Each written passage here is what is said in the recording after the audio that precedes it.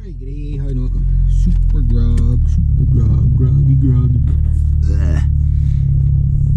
Ground's still wet, everything's soaking wet. Supposed to be nice today. It's cool, nice and cool so far.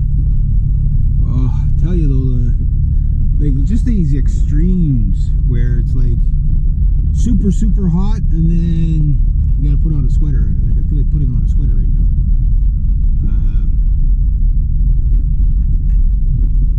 Although I'd rather be wanting to put on a sweater than sweating my ass off.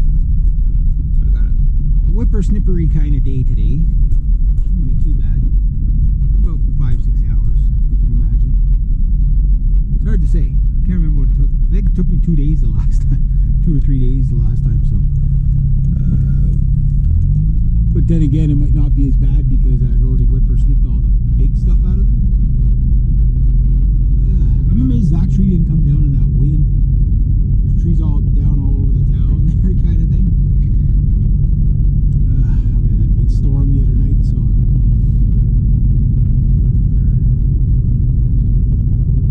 See, those trees kind of blew down a bit. I don't know if the camera's picking anything up. You got this one cleaned up. This one was on the line here. That one snapped in half.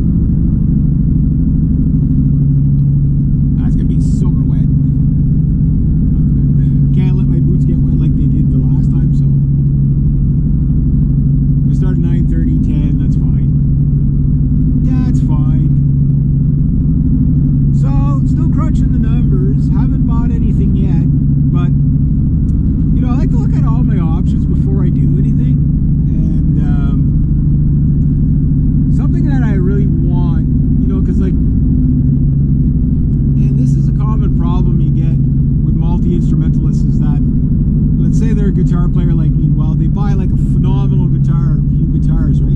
But then they buy a cheap drum kit, then they buy a cheap bass and all that, and they record with it, and it's never, like it's they've always got like the thing that'll, it'll get the job done, but it's never really great. And I've been looking at like a super bass, really good quality bass for quite a while now. And again, I'm doing well with the bass I have. I played it this morning. I gave myself a little bit of heck for neglecting my bass since I got my drum kit. I've been really spending a lot of time between the guitar and the drum kit, right? Which the bass, like I'm not a phenomenal bass player, but I'm a good bass player. You know what I mean? I play the fingers and stuff like that. And the thing is that like the bass, because it's so close to playing a guitar in a lot of ways, that like 6 months on the bass, it's like, yeah, put me in a band. You know what I mean?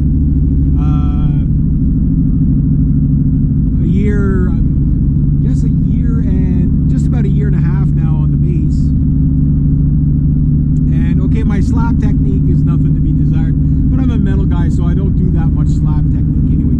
That's about the only real thing on the bass that I really got to get down really well. That, and of course smoothing out like really difficult string skipping passages on a bass with fingers is always kind of tricky, right? Not on this hand. This hand's fine, but it's this hand, right? So like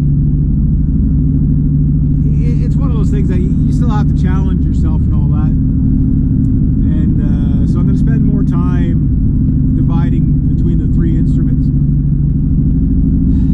The problem you run into when you're a multi-instrumentalist is giving enough time to each instrument so that you become proficient in each instrument, right? But I know with the bass is a staple instrument that I have to use. What I was using in my recordings before I got my bass was in my BR1200 recording studio. You can use a bass simulator, so your guitar basically sounds like a bass. It was pretty cool with the A string. It was pretty close. It was enough to say that it sounded like a bass, but it didn't really have the like that extended range sound that you get with a bass, right? And the basses that I'm looking at are mainly for metal, so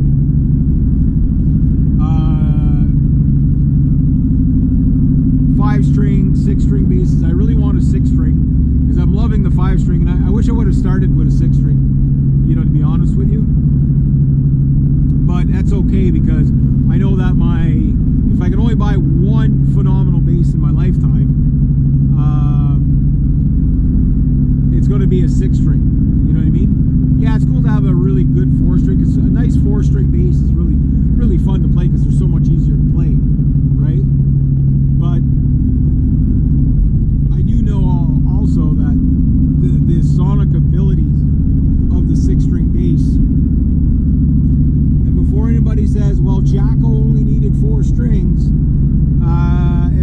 like when Jaco Pastorius died, like he was right kind of like, his career kind of ends right around the time 5-string basses and 6-string basses become a thing right on the market. So they're not really super popular at that point. And like most traditionalists, they fear change, right? And but his son plays a 5-string, and I have no doubt if the guy was still alive, he'd have a 5, 6, 7, and 8-string bass. Yes, they make 8-string basses. The freaking necks like that, I don't know how anybody can play it. At some point,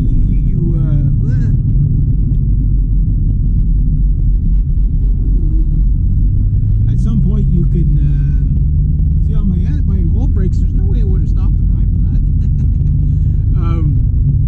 I knew he was stopping. It just didn't register in my brain. I'm not awake enough yet. Yeah. But I knew that, like there's least it's no longer people like with the 34-inch scale standards, the 34-inch scale length. That no longer does. Like if you're in a country band, a blues band, R&B band, a honky-tonk band, yeah, you'll probably be okay with those. But even a lot of the country guys go to the 35-inch scale just for that really